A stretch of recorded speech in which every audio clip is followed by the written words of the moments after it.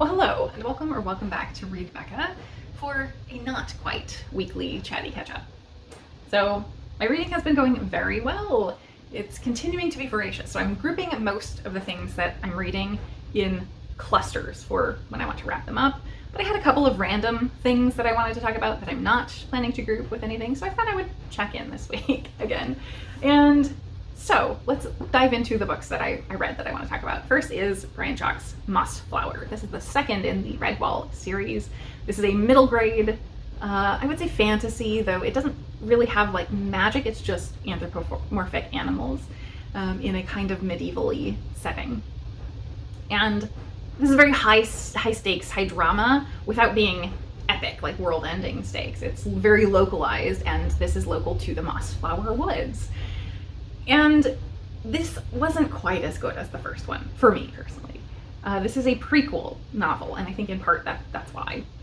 So we are jumping back to the sort of famed hero of legend that was the inspiration, I guess, in book one. This one follows Martin the warrior primarily, as Mossflower Woods is being run by a tyrannical, terrible leader, Tsarmina, and she rules with an iron fist. She's very, very evil. And so, for whatever reason, Martin the warrior sets off with his sort of helpers to Salmandistraught, the mountain of fire. It seems to be a volcano, pretty obviously, in search of a different hero of legend, Boar, who is not a boar, he's a badger. And they don't even know if he is a real person or a real badger, but they set off in hopes that he is their only potential option to save the Mossflower Woods. And it kind of follows the same story beats as the first book and teaches the same lessons. But going along, these are so easy to read. So I did read this over several months. People are probably sick of seeing me hold it up, so you're going to be glad I'm done with it, I'm sure, because I kept going, oh, I picked it up again, and oh no, I've stopped again, because I was just pausing it, because it is easy to pause. It's full of skirmishes and sieges and captures and escapes, and they're just constant.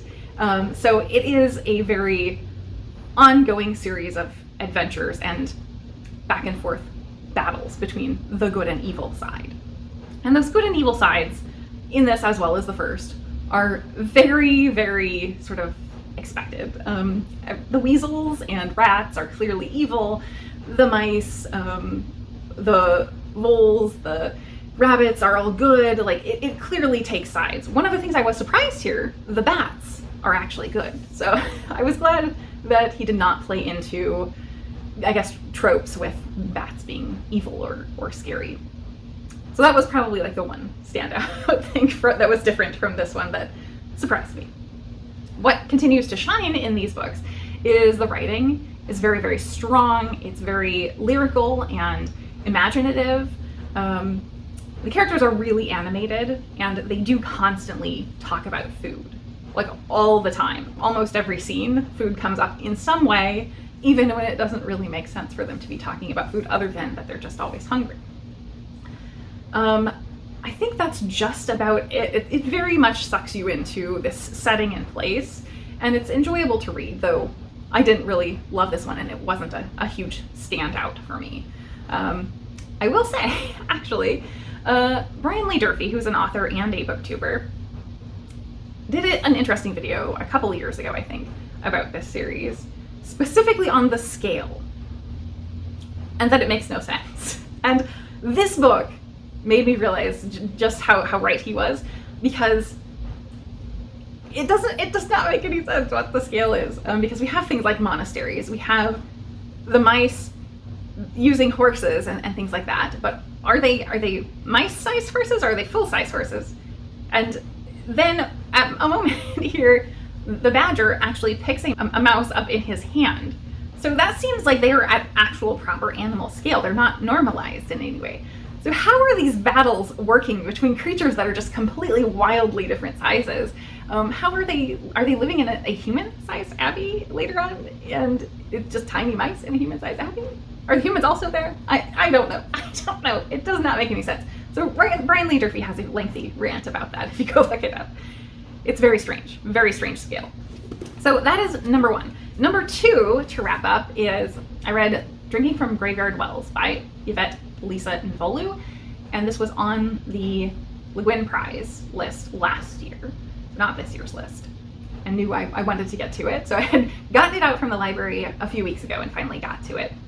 This is a collection of short stories. There were a couple of those last year and none this year, and this was great. As always, the Le Guin Prize does not steer me wrong. So initially I was a little worried because we were getting into themes of death and grief rituals, death practices in Zimbabwean culture. And I just don't have a great respect for ritual and tradition myself. And I was like, this may not work for me, but it is very nuanced. And I think that was a big topic, death and grief throughout, and the ways of culturally processing that. But it also incorporated some things that really did engage me about the relationship between capitalism and Zimbabwean culture, the understanding of your own culture under colonialism, and relationship as someone who has lived in both your native country and a colonist country, between that relationship between understanding your culture from both lenses.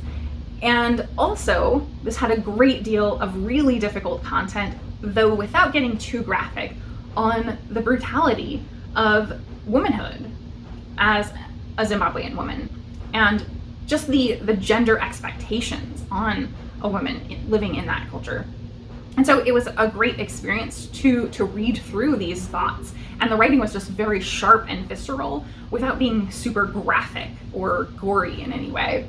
I would say some of the things were speculative, definitely. So some things verged into the paranormal, and to do with the death certainly moved into the definitely not real, while other things were totally grounded or even sci-fi in some ways. So it really had a great range of stories, and I just felt like once I got past that initial hurdle of some doubt that it was going to be for me, like there was so much here for me that really, really engaged me as a reader.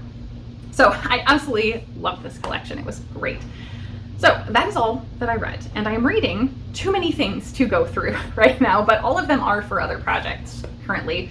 So I will talk about those later with those projects. So onward to what's going on. I think I only have one thing to mention as far as things I've finished watching, I believe right now, that I want to absolutely push on you. I can't tell based on how Netflix algorithm works, whether it's like on the front page for everybody and it's being pushed all over, but this is being pushed massively for me. So I hope you have seen this. Culinary Class Wars is amazing and crazy. It's on Netflix, as I said. It's one season, and it's basically like if they combined a cooking competition with Squid Game. It is a Korean cooking competition, though they have a couple of competitors who are either Korean American or Americans living in Korea that are competing, and they get 100 chefs to compete. And I won't really get into what the premise is. There's certainly because it's the Culinary Class Wars, there is sort of a divide. I wish it had been a little more than it is, but it is people who are like Michelin starred up against people who are more like street vendors and haven't come up through the classically trained methods, but are wanting to make a name for themselves. And it seems like most of them kind of already are very well known and established that they are crazy good at what they do. But 100 chefs going head to head at this massive competition, and yeah, it's brutal, and it's hard to believe how much they did. I thought this had to be playing out over weeks, and as we get toward the end, they're mentioning that one of the people had just flown in like the day before or something, so it must have been just going continuously for a couple of days, basically. I cannot even imagine what these people went through. Yeah, so Culinary Class Wars, I was utterly gripped and could not stop watching it, and unfortunately they didn't release it all in one go, so I had to wait for the finale. But I highly recommend watching that one. And of course, basically all of the cooking competitions are back that run week to week, so I'm now stuck on the treadmill of Crime Scene Kitchen, Hell's Kitchen, and Bake Off, of course. So those are all in my ongoing watching. Onward to life stuff, not much to talk about. It has been somewhat low-key. I've been trying to just get relaxed and chill out. However, as you are seeing this, I hopefully am actually on vacation, so I'm pre-filming this. So yeah, I should be gone and traveling right now, and I've very much been looking forward to it, though it's been a lot trying to plan, just because I'm juggling about half a dozen people's schedules, and that has not been working as well as I had hoped, given that it is a sort of a holiday weekend in the US for most people. So I was hoping to get to see more people than I am, and I'm not going to be able to fit in everybody, but that's all right. So it is kind of going to be a whirlwind tour. So I'm filming this as I have just spent most of the day cleaning the house and packing, so I can come back to a nice clean house and getting everything ready. I also have to take Dusty, my lovely foster cat, to the shelter. So he's spending the weekend at the shelter, and fingers crossed, everyone send him all your good vibes, that someone will see him while there. He's going to do meet and greets there, and they're going to promote him a little bit. Hopefully he will find a family while he's there, because he's had, sadly, no interest since he's been with me again. So I think that's all I wanted to catch up on really for now. And I have one recommendation that is so fantastic. So I did not know about this, but Stacey Abrams has, I think it's the Assembly with Stacey Abrams. I don't know, I'll put it here.